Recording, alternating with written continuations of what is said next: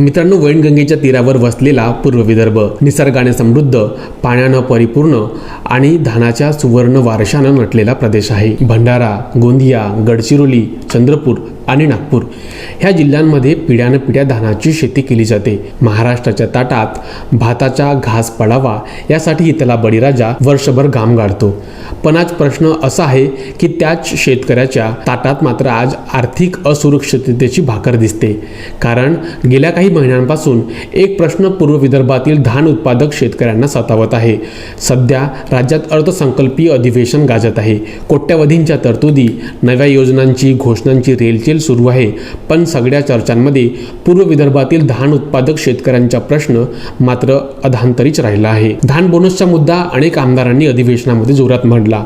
मग ते माजी मंत्री तथा आमदार डॉक्टर परिणय फुके असतील, आमदार राजकुमार बडोले असतील, आमदार विनोद अग्रवाल असतील किंवा काँग्रेसचे आमदार विजय वडेट्टीवार असतील. पण मागच्या वेळेसच्या अधिवेशनामध्ये बोनस आपण जाहीर करू या संदर्भातली घोषणा करून सुद्धा आतापर्यंत बोनसची घोषणा झालेली नाही. आमची शासनाला आग्रही मागणी आहे की धानाला बोनस दिला पाहिजे.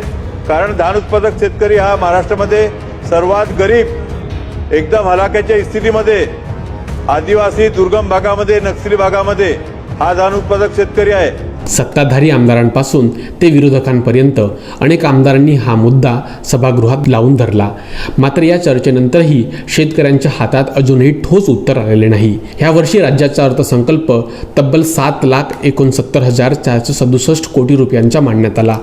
इतक्या मोठ्या खर्चाच्या तरतुदींमध्येही धान बोनसचा प्रश्न मात्र दुर्लक्षितच राहिला. महायुती सरकार सत्तेत येऊन जवळपास 2 वर्ष पूर्ण झाली, पण शेतकऱ्यांसाठी अपेक्षित असे मोठे निर्णय अजूनही दिसून आलेले नाहीत.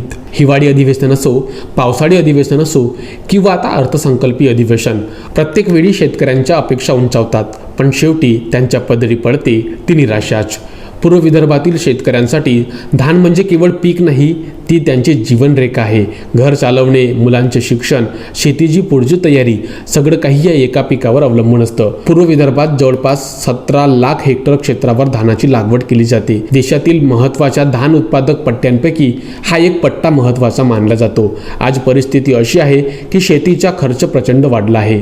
खतांच्या किमती वाढल्या, बियाणे महाग झाले, मजुरीचा खर्च वाढला, औषधे आणि इंधनाचे दरही गगनाला भिडले. शेतकऱ्यांच्या म्हणण्यानुसार आज एका हेक्टरमध्ये धानाची लागवड करण्यासाठी जवळपास 25,000 ते 26,000 रुपयापर्यंत खर्च येतो. अशा परिस्थितीत राज्य सरकारकडून दिला जाणारा धान बोनस हा शेतकऱ्यांसाठी मोठा आर्थिक आधार ठरतो. म्हणूनच यंदाही शेतकऱ्यांना बोनसची मोठी अपेक्षा होती. शासनाने बोनस मिळवण्यासाठी ऑनलाईन नोंदणी अनिवार्य केली होती. या प्रक्रियेत गोंदिया जिल्ह्यातील तब्बल 1,32,000 पेक्षा जास्त शेतकऱ्यांनी ऑनलाईन नोंदणी केली.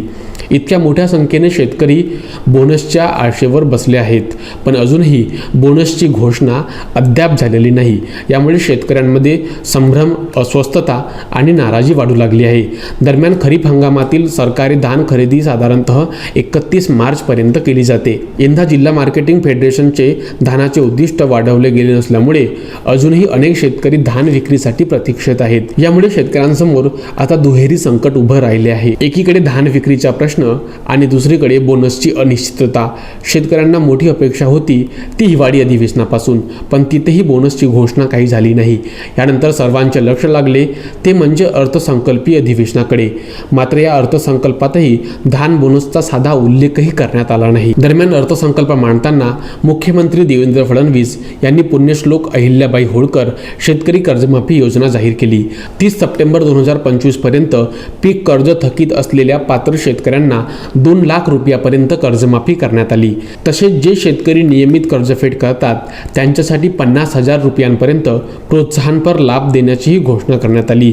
ही घोषणा काही प्रमाणात दिलासादायक जरी असली तरी धान बोनसचा प्रश्न मात्र अजूनही सुटलेला नाही. सत्ताधारी आमदार असोत किंवा विरोधी पक्षाचे नेते, सर्वांनी हा मुद्दा अधिवेशनामध्ये लावून धरला, पण शेतकऱ्यांना मिळालं ते फक्त आश्वासन, उत्तर नाहीच. आज शेतात असलेला बळीराजा आकाशाकडे पाहत आहे आणि एकच प्रश्न विचारत आहे, देवा, मी पेरलेलं धान संपूर्ण महाराष्ट्राच्या ताटात पोहोचतं, पण माझ्या घरात दिलासा कधी पोहोचणार? वरचा देव कधी मेहरबान होणार हे माहिती नाही, मात्र महाराष्ट्रातील तरी देवाभाऊंनी मेहरबानी दाखवावी हीच अपेक्षा आता प्रत्येक शेतकरी करत आहे. कारण त्यांच्यासाठी धान हे फक्त पीक नाही, ते त्यांच्या कष्टाचं सोनं आहे, त्यांच्या मुलांच्या भविष्याचं स्वप्न आहे.